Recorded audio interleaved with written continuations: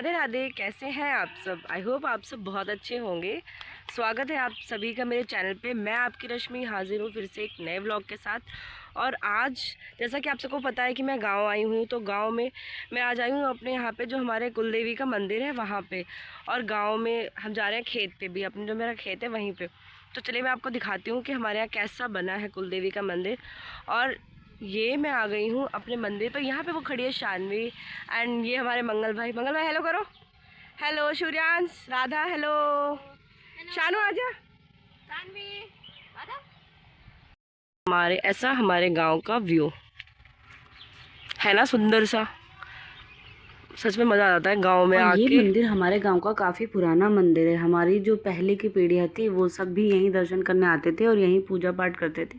और हमने भी जब से बचपन से होश संभाला है तब से अगर हमारे यहाँ भी कोई अच्छा काम हुआ है, चाहे किसी के शादी के फंक्शंस में अगर हम कोई भी अच्छा काम होता है, इवन जब यहाँ तक कि अगर किसी के यहाँ कोई फंक्शन है या कोई दावत है, अगर कोई कन्या तक करता है ना, तो उसका जो भोग होता है सबसे पहले यहाँ माता रानी को लगता है और उसके बाद में उसके यहाँ कोई और खाता है। जैसे किसी के यहाँ कोई दावत है तो उसमें सबसे पहले यहीं पे भोग लगेगा, या किसी की नई बहू आई है, या किसी के घर में किसी का मुंडन मुंडन कुछ भी हो, XYZ, सबका जो फर्स्ट टाइम मतलब पहला होता है ना, यहीं होता है। अगर आपकी मान्यता है तो कहीं और करा सकते हैं, लेकिन कंपलसरी यहीं पे है कि आप यहीं पे आते हो।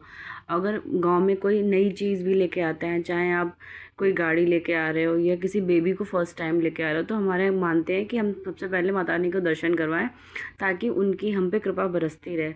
और सच में ऐसा होता है। मैं तो बचपन से मान रही हूँ कि अगर हमने ऐसे, हमारे रहता है शंकर, इनका नाम है शंकर देवी। और यहाँ पे शानवी को आके भी ना बड़ा मज़ा आ रहा था क्योंकि वो हमेशा वहाँ बंद बंद में रहती है और यहाँ पे खुले में आई तो उसे बहुत अच्छा लग रहा था सबके दर्शन करने।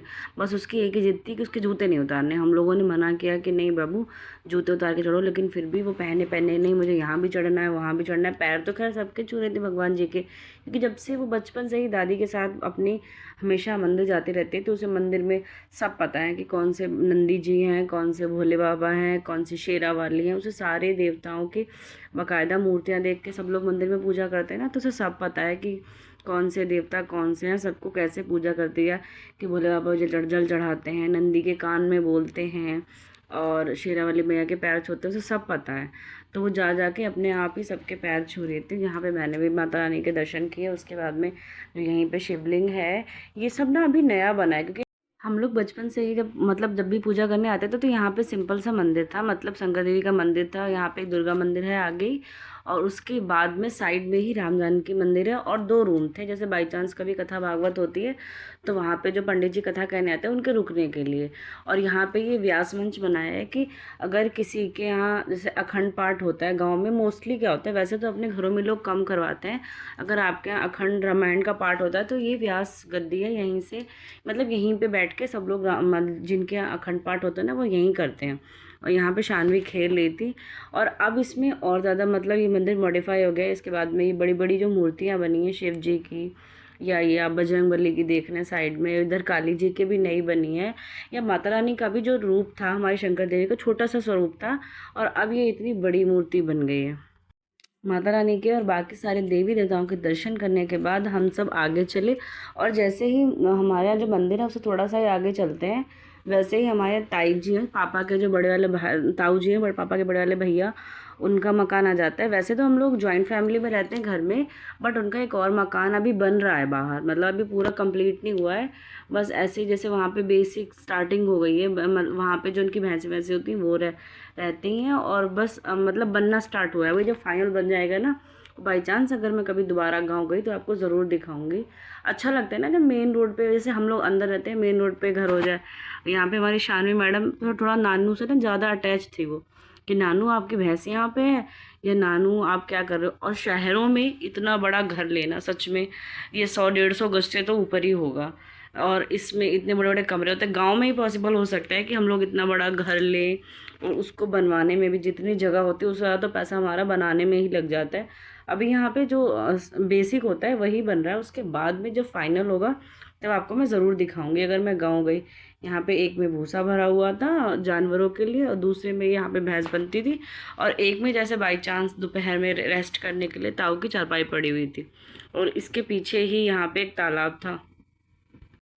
गाँव की ना एक क्वालिटी और अच्छी होती है कि यहाँ पे आप अपनी डेली यूज़ की चीज़ें जैसे कि नॉर्मली सब्जी है, मतलब जैसा नहीं कि पूरी बड़ी खेती करो, लेकिन अपने यूज़ के लिए आप यहाँ पे उगा सकते हो। धनिया है या केले हैं या जैसे कि बेल वाली चीज़ें हैं, जो बेल वाली सब्जी होती है वो आप इजीली मतलब उगा सकते हो। ताऊ के घर के जस्ट सामने ही मेरा खेत है, वहाँ पे साइड में 2-3 पेड़ भी लगे थे। इस टाइम सरसों हुई थी। मैं सोच के गई थी यहाँ से कि मुझे ना जैसे येलो वाली जो सरसों थी, मतलब फूल ही नहीं होगी, जो फूल होते हैं ना वो मिल जाएंगे। वैसे तो मैंने बचपन में देखे हैं, लेकिन थोड़ा मन था ना कि काफ़ी टाइम हो गया कि हमने फूल भूत, वाली ये वो कौन है? मतलब पूरे भूत है, खेत में फूल फूल ये उगे हुए भूत आ नहीं गया। देखे। लेकिन मेरा बैड लक था कि जब तक कि मैं गाँव भूत, पहुँची थी तब तक की सारी सरसों कौन आ फूल गया? चुकी थी।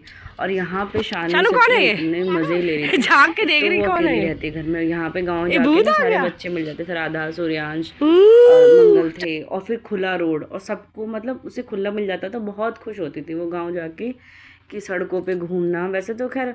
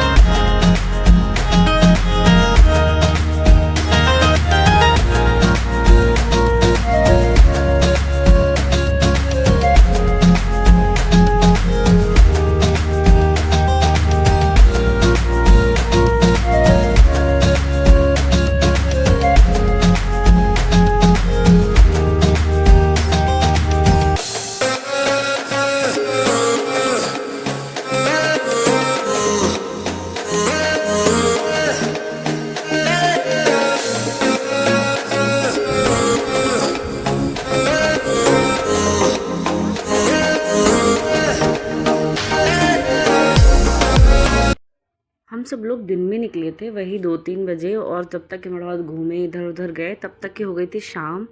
तो फिर ये टाइम हो रहा था घर वापस जाने का, इसलिए हमने सोचा कि हम सब लोग अब घर वापस चलते हैं।